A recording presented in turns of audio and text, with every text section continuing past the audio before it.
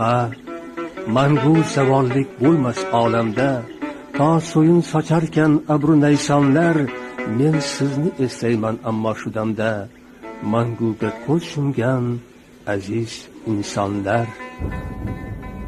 Assalomu alaykum azizlar.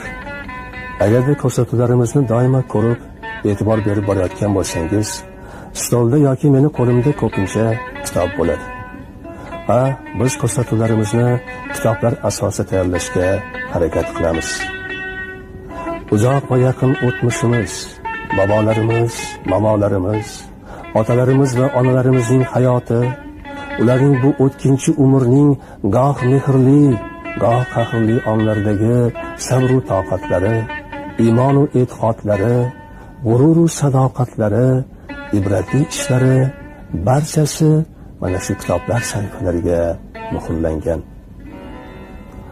Ajdodlarimizga munosib vorislar bo'lib, bu ko'hna zaminning ko'kiga ko'rk qo'shish, uning gultoji bo'lmuş insonlarning baxt va saodati, erki va ozodligi uchun aziz jonlarini fido etgan yurtimizning mard o'g'lonlari haqidagi xotiralar ham bitilgan bu kitoblar sahifalariga. Xotirang daftarim, do'stim ochib tur, u yerda saqlanar qancha yorqin nur. Keksalik dardidan o'zing tuttiroq, keksalik tun bo'lsa xotira chiroq. Aziz tomoshabin, butun kitoblar betini bir birgalikda ko'zdan kechiraylik. Uning qatlarida ne urush, janggohlar tashkil etilmagan deysiz.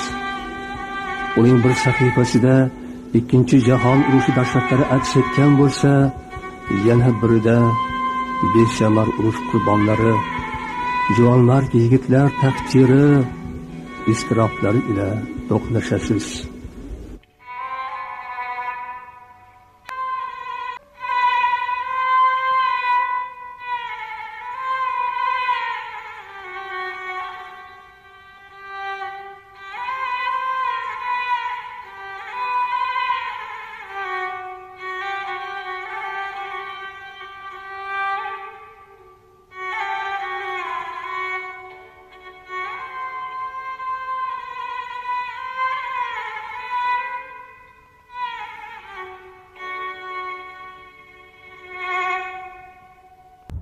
Ana yerda Oqterak bor ekan, shuni ko'rib,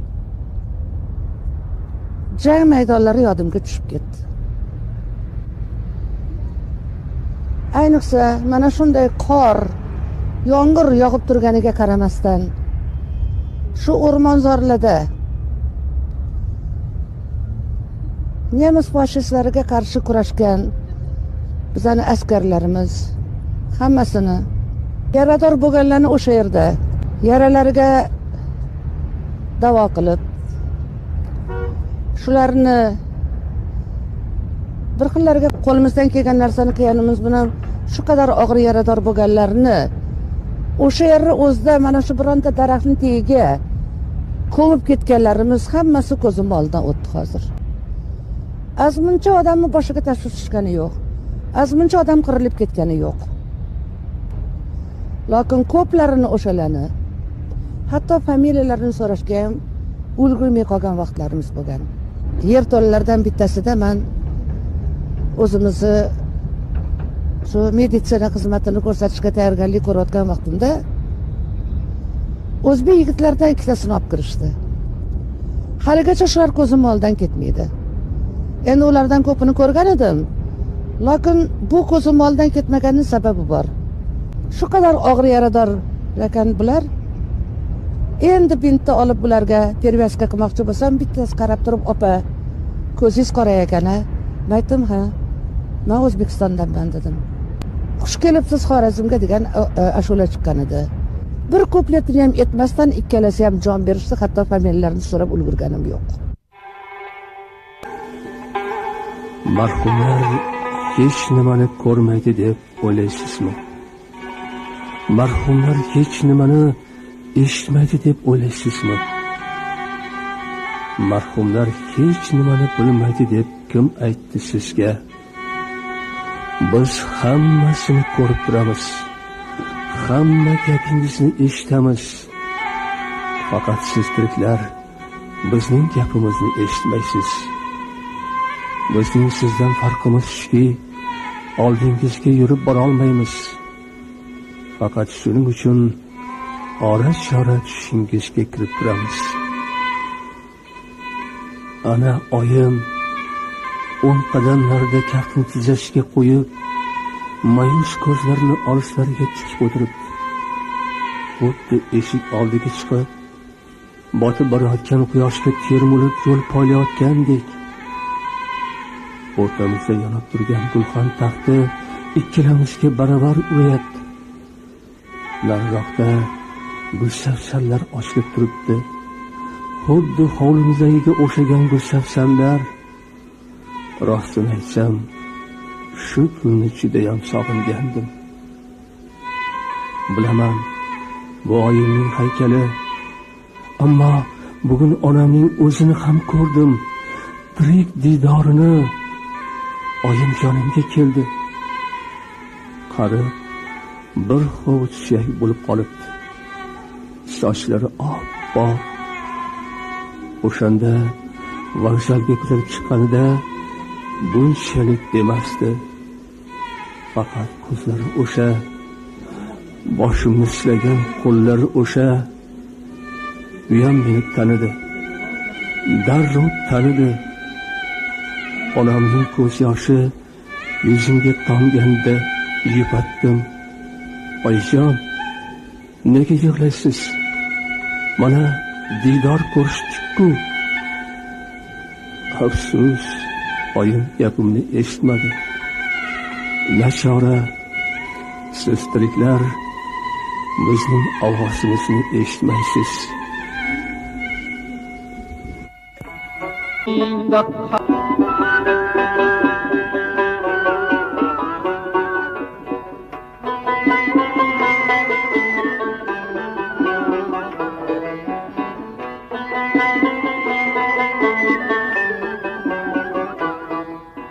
Shuncha yillar o'tib ketdi oradan, barchalar qatori tirik boraman.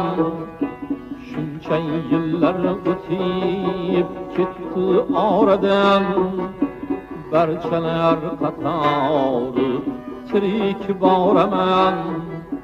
Goho quvnoq, goho dilib boraman. Goho quvnoq, goho dilib boraman. Do'stim, seni unutmasman hech qachon. Do'stim, seni unutmasman hech qachon.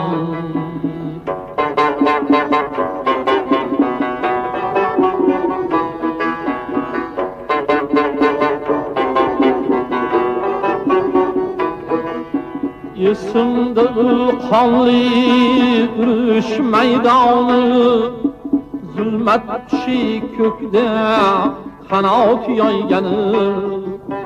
Ko'zlaringda qahr g'azab qaynadi.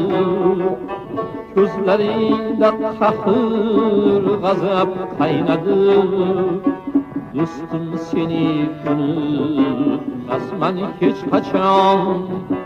Do'stim, seni unutmasman hech qachon.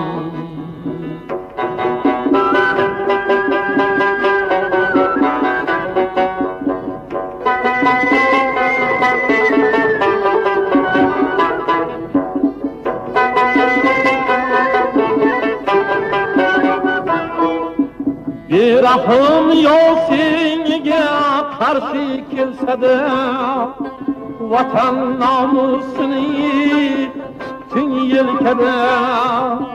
Chekinmading o'zing o'sgan o'lkada. Chekinmading o'zing o'sgan o'lkada. Do'stim, seni unutmasman hech qachon. Do'stim, seni unutmasman hech qachon.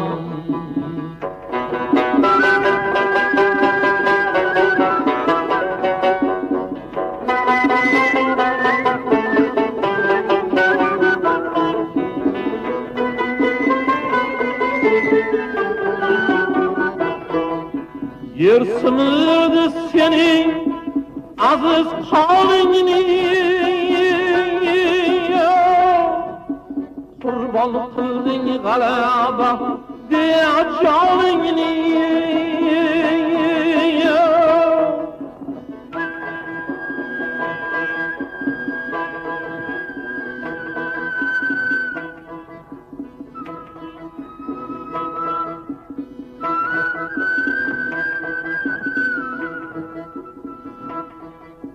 Yollardan beni bağıra uçun alındı.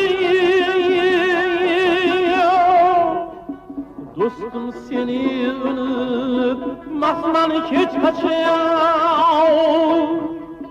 Göz aldımda turar hamon kelbetin. Seni mengü şerefleydi ilatin. Kalbimizde tiriksen sen ölmedin. Kalbimizde tiriksen sen ölmedin. Dostum seni unutmasman hiç kaçan. Dostum seni unutmasman hiç kaçan. Dostum seni unutmasman hiç kaçan. Dostum seni unutmasman hiç kaçan. Xotira u o'tmish bilan bugungi kunni bog'lovchi o'ziga xos ko'prikdir. U bizga kelajak uchun zarur. Kelajagimiz bo'lmish mana bu bolajonlarning xatti harakatlariga, jajji ko'chalardagi guldastalarga, jovdirab turgan qaro ko'zlarga e'tibor beringlar. Bu yer qanaqa joy? Nega olov yonib turibdi? Mana bu kimning oyisining haykali? Odamlar bu yerga nega kelishyapti? Tinmay savollar berishadi. Azizlar, bolajonlarimizning murg'ak qalblariga hozirdanoq o'tmishimiz, kechagi kunimiz, bu kunlarga yetolmagan yurtimizning asl farzandlari taqdirlari haqidagi xotiralarni takror va takror jar etmoqimiz lozim. Tuhmat balosiga yo'liqqan Abdulla Qodiriy, Abdulhamid Cho'lpon, Usmon Nosir, Fitrat, Botu ularni jisman yo'q qilib xalq xotirasidan o'chirmoqchi bo'ldilar. Yillar o'tdi, zamonlar o'tdi, ularning nomlari, asarlari ertak singari og'izdan og'izga ko'chaverdi. Bardek uzilib ketsam, unutmas meni bog'im, ishimni hurmat qilur, gullardan haykal qurur, ming yillardan keyin ham unutmas meni bog'im. Haslar, o'tmishimiz, kechagi kun yurt o'g'lonlarining taqdiri, vatanning kechagi kuni, barisi mana shu kitoblar sahifalariga joy bo'lgan. Vatanimizning har bir qarich-yeri muqaddas. Uning o'tmishi ham, tarixi ham faxrlarga to'la. Shunday ekan, uning muqaddas tuprog'i, elining erki, baxti, ma'naviyatining yuksalishi uchun jon fido etgan ulug' insonlarning yodi hamisha tilimizda, dilimizda bo'lmog'i kerak.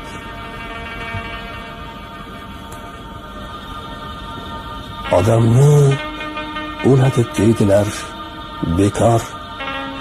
Butunlay o'lishi mumkin emas sira. Ha, to'g'ri, olamga u kelmas takror, va lekin qoladi undan xotira. Dunyoda bor ekan biron bir odam va uning nomini olarkan tilga, yo zavqdan solarkan notanish tilga, bilingkim, u tirik, yashar hali ham. Yashaydi shu tuproq, shu ona elda, yo tilda yashaydi, yo esa dilda. Hech odam o'lmaydi sira, uning haykalidir nurli xotira.